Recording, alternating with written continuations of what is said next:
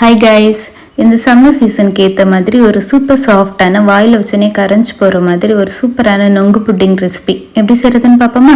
அதுக்கு முதல்ல நான் 1 கப் அளவுக்கு நொங்கு எடுத்திருக்கேன். இதை இப்போ ஒரு மிக்சி ஜாரில் சேர்த்துட்டு இது கூட 100 ml அளவுக்கு பால் சேர்த்து இதை நல்லா மைய அரைச்சி எடுத்து தனியாக வச்சுக்கோங்க இருக்கட்டும்.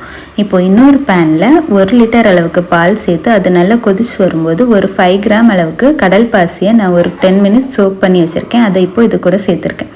சேர்த்துட்டு இதை நல்லா மிக்ஸ் பண்ணிக்கோங்க. இந்த கடல் பாசி நல்லா கரைஞ்சி வர வரைக்கும் இதை குக் பண்ணுங்கள்.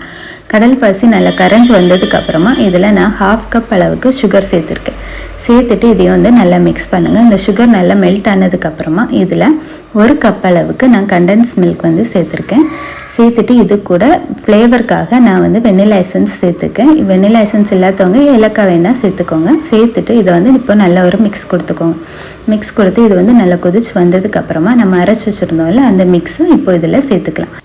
சேர்த்துட்டு இப்போது இதை நல்லா மிக்ஸ் பண்ணி விட்டுருங்க. இது நல்லா மிக்ஸ் ஆகி மட்டும் வந்தால் போதும். இதுக்கப்புறம் இது கொதிக்க தேவையில்லை. நல்லா மிக்ஸ் ஆகி வந்ததுக்கப்புறமா கேஸ் ஆஃப் பண்ணிடுங்க. கேஸ் ஆஃப் பண்ணிவிட்டு ஒரு 5 மினிட்ஸ்க்கு அப்படியே விட்டுருங்க. 5 மினிட்ஸ்க்கு அப்புறமா எடுத்து எந்த ட்ரேயில் செட் பண்ணுறீங்களோ அந்த ட்ரேக்கு ட்ரான்ஸ்ஃபர் பண்ணிடுங்க. ட்ரான்ஸ்ஃபர் பண்ணிவிட்டு இப்போ நான் நொங்கு குட்டி குட்டியாக கட் பண்ணி வச்சுருக்கேன். அதை இதுக்கு கூட மேலே சேர்த்துக்கேன்.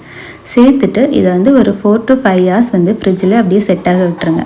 4 to 5 ஹவர்ஸ்க்கு அப்புறம் எடுத்தீங்க அப்படின்னா சூப்பராக செட் ஆகி வந்திருக்கும். இந்த மாதிரி குட்டி குட்டியாக பீஸ் பண்ணி சர்வ் பண்ணலாம். எப்படி சூப்பராக இந்த மாதிரி ஒரு சூப்பரான சமையலோடு உங்களை திரும்ப பார்க்குற வரைக்கும் பாய்.